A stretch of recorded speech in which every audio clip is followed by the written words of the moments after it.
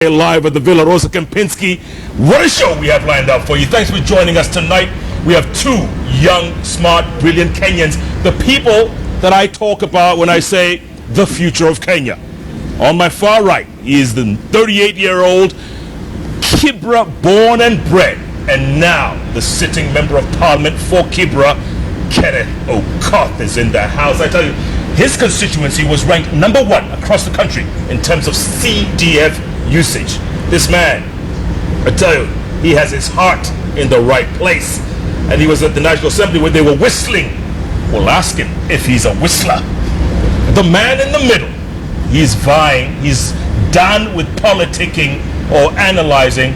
He's decided to throw his hat in specifically Nyeri Town. Ngunjiri Wambugu, you all know him as the man who writes every Monday in the Star newspaper, analyzing anything and everything. He's also founder of Change Associates, both in the house. He's 40 years old. Mweshimiwa is 38. I tell you, this is the kind of show we should be having, the kind of talk we should be having. Twitter handles at Okoth Kenneth, at Ngunjiri Wambugu, at Koinange Jeff.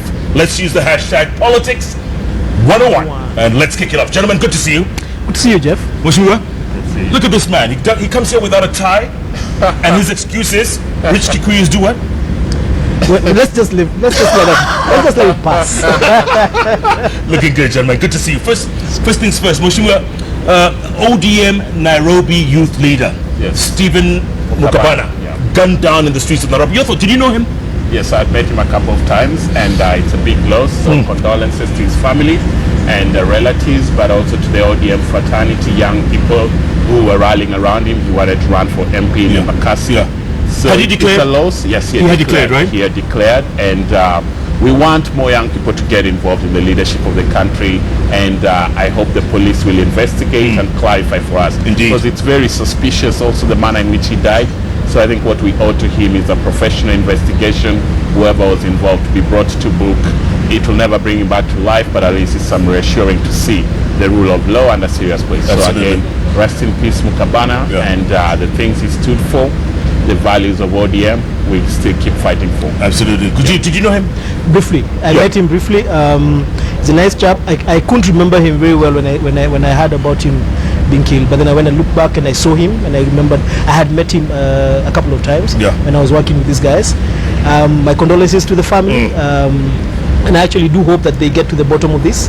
I noticed that in addition to him, there was another guy from Kiambu who was also got shot the same way. And it's just sad that we are getting into this situation where people are getting shot outside their gates, and I really hope they get to the bottom of this. And election season hasn't even started, gentlemen. Yes. I mean, you've basically declared. Yes. You're on the ground. Yes. Are you worried?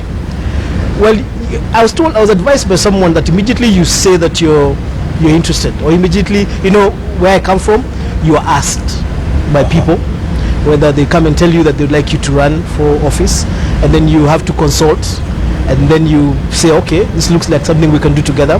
But immediately that happens, you're going to have people who are not happy. I mean, I've never run in Nyeri Town before, so I'm going to be running for the first time. I'm going to be running against people who believe that they should be the ones who get the seat because they've run a couple of times before. So I'm sure there are going to be people who, if they found me somewhere, random place where they could hurt me and get away with it. You never know.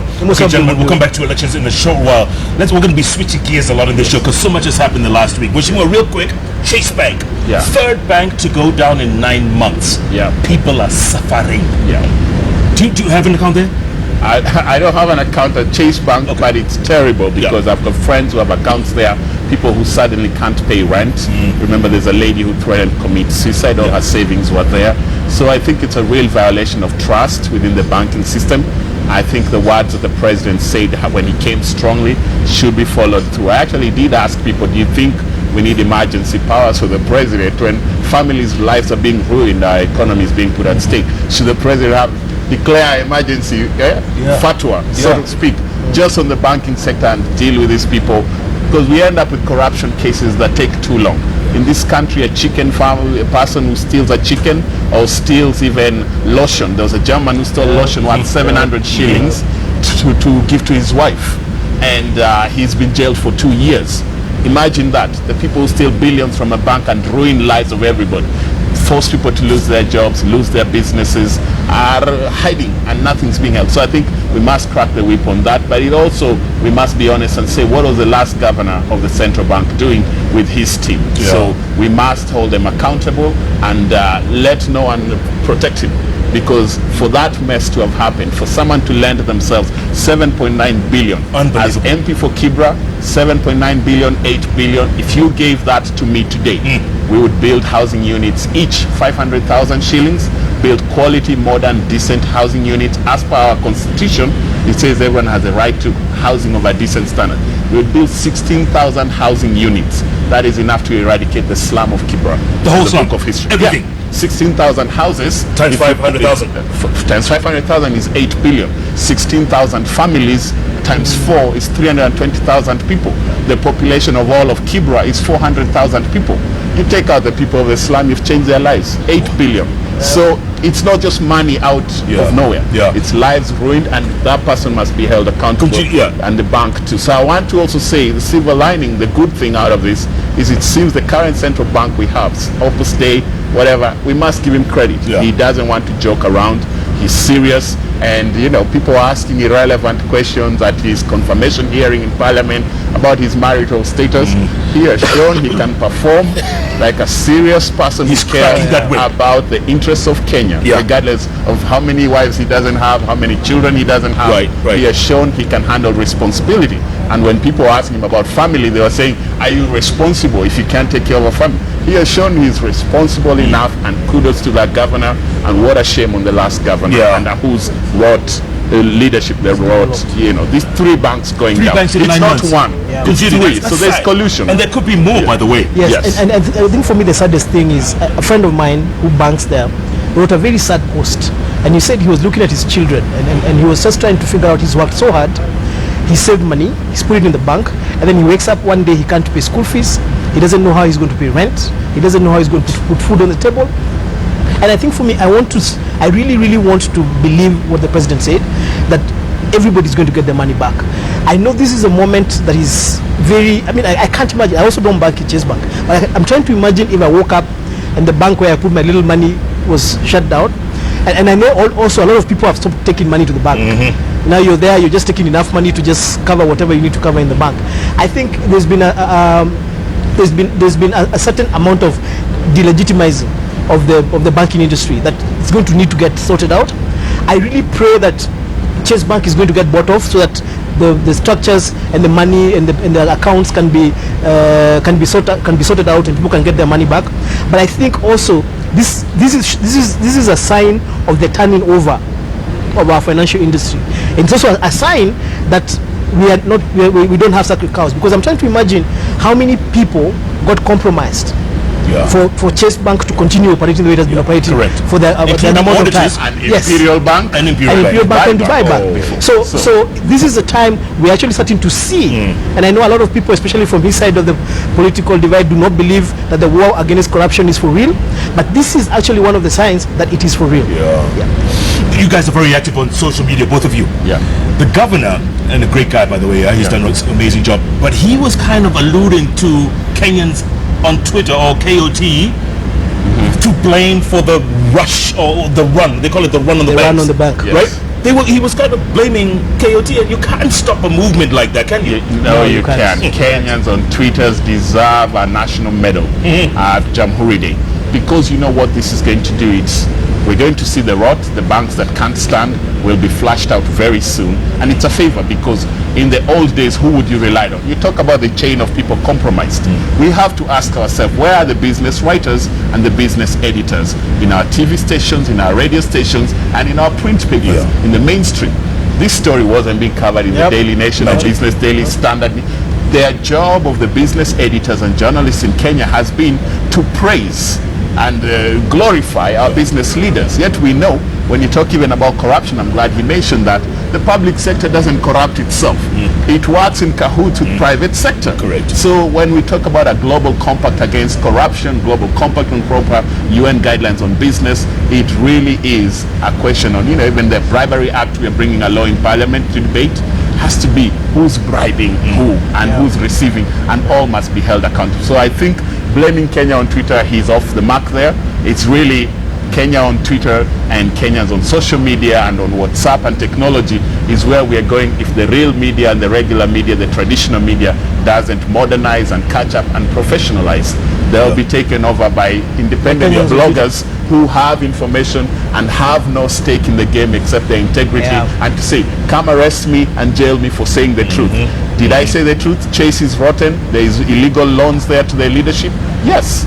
So if that's a fact, it's a fact. So what are you saying? You know, the guy who stole 8 billion from Chase is invited via a letter on social media by the Inspector General of Police. If I steal lotion, I will be arrested in handcuffs and paraded.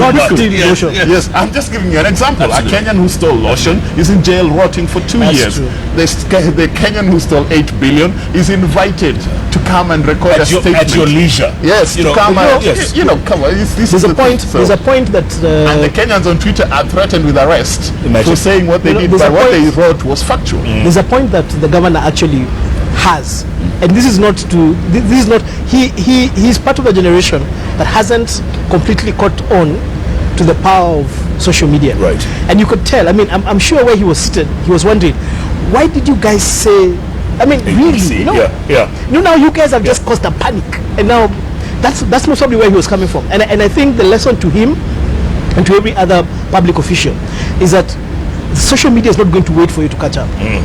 This is a lesson that people must carry. You have to stay ahead of the game if you're going to be, if you're not going to be complaining about what social media is doing. Because if they come across a letter, they come across, and now we have phones. You can actually run an entire media company from your telephone. You can take photographs, you can tweet, you can Facebook, you can argue, you can record video, you can record video, you can record audio, reporting live from New York, on a selfie stick with your iPhone. So there's a generation that has to catch up with the fact that social media is the new frontier. Right. It's where, that's how we know a lie. We've got people who would never have been known were it not for social media. The reason some of the activists are so powerful is because of social media. So for somebody to complain that social media is affecting negatively shows that he hasn't understood. It's like saying that radio, because radio is reporting a particular story at a certain time, it should not have been reporting that story. This is where we are. Maybe he needs a good team. Maybe he needs a team. A team that switched on, social media team that is. He doesn't need a social media switched on that is ahead of the curve. Like he needed to have a team that was ahead of the curve. Because trying to stop the curve, you can't. You're not going to be able to stop it. You just need to be ahead of it. Absolutely, and I'll just tell you, here's the story how it went, how incredible. Chase Bank was saying these two folks have resigned. That's a cool way of telling us there's trouble.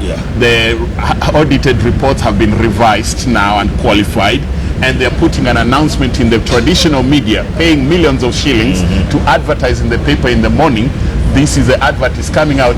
Meanwhile, in the middle of the night, another story has come out enough to shut down the bank in social media. So by the time you're reading the paper in the morning, social media, the full page ad was irrelevant and out of sight. The bank had been closed. And they had paid for it. And they had paid for it. So by 4 a.m. Okay, I hope they had. I hope they had paid for it. But you talked about you have friends with accounts at Chase Bank, and Ngunjiri, you said people don't even know how to pay what they're going to do to pay school fees. I mean, what must it be like for that Kenyan man or woman out there? The entire saving, their life is in that account, and now it's inaccessible. In fact, I have a friend. They run a real estate company, so they sell properties, and they collect the money and put it in. They used to put it in Chase Bank, escrow, for clients. What are you going to say? The law firms, the law society, their money is all in there. Sport Pesa, was it M-Pesa or M-Chesa or some company? In the there. betting company had their money. Lots of chairmans and this is the thing about Chase Bank. Chase Bank is not shutting down because it ran out of money. Right. I think that's one of the things we just need. It just needs to get reorganized so that money can actually be given out. If it means you're just going to go and collect your money and close down the bank, but where we are at, we're trying to save a bank so that we don't have another bank that has collapsed. That's right. But I think we need to think about all these guys. And Chase Bank was a middle-income, middle-class, young Kenyan bank. You know, the guys who are banking there, SMEs, young Even business the people. staff, their lives are ruined. If you see the professionals who are running You it, know, young and people. you know the other thing that is really sad, if you had a bank, you had a loan with the bank, that loan is not written off. No. The interest is still growing, and there's nothing you can do about paying it back until the bank comes back. So you're going to have somebody call you up a couple of months down the road and tell some receiver and say, you know, we noticed you have a loan with us, da da da da. So they don't lose money. Except the ones who got the big loans without collateral. Who we need to throw in jail. You're about to say that, Essentially, we need to throw them in jail. We need to actually collect those assets back. We need our asset recovery to work, because these guys broke the law. This and I saw somebody saying there's nothing like insider lending. That's theft. It is. No, we're trying to use these nice words of insider lending. No. These guys stole money.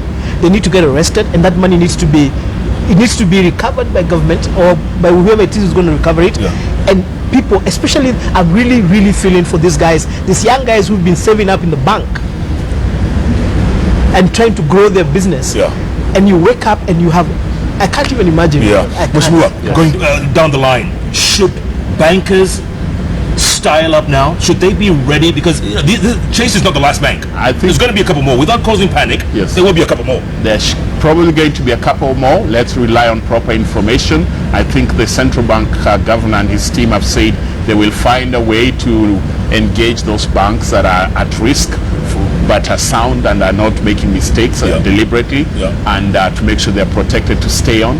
But I think it's also an opportunity for any bank that thinks it's good enough and living by the book properly to come out now and reassure us and get all the clients. There you go. That's it. We have to go to bank. Tell us. This is the time for the banks to come out. Which are the 4 top banks in Kenya, indigenous or foreign investor banks, that we should be going to. Let them show us and give us that confidence. And we want to hear that either by their own claims very strongly and do that. But I think we have to link it all to the next thing. How somebody who steals 7.9 billion, this bank director, where did he send this money?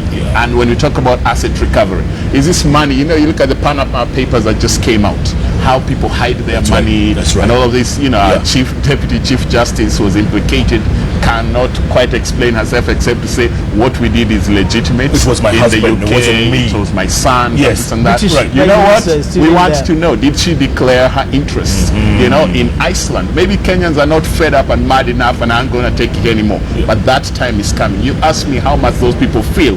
The middle class who are banking at Chase, the young people who now can't pay school fees. My job as MP for Kibra requires a lot of sympathy and empathy every day, because I'm hearing from people every day who, I can't pay my rent, I've been locked out, I've got 3 months of arrears for 7,000 or 10,000, and they need a break. It's raining and I'm out with my kids, I've been locked out for 2 days, which means I'm too embarrassed, but I must appeal for your support. I hear those every day, and I think the story of maybe Chase Bank is showing the middle class in Kenya how hard it can get, and we should band together all classes and say, what is it to lead this country in an ethical direction? Ngunjiri brought the topic of the war on corruption. I'm glad if the central bank and holding of Chase accountable is one example of the war on corruption starting, I'll say kudos for that. That's one step in the right direction. We need 99 more steps rapidly because it's a long journey. But number 2 is asset recovery. The president in his State of the Nation told us 1.6 billion in assets that were illegally acquired were taken back. But I think that's small change. A couple of second-hand vehicles here and there, a few properties here and there.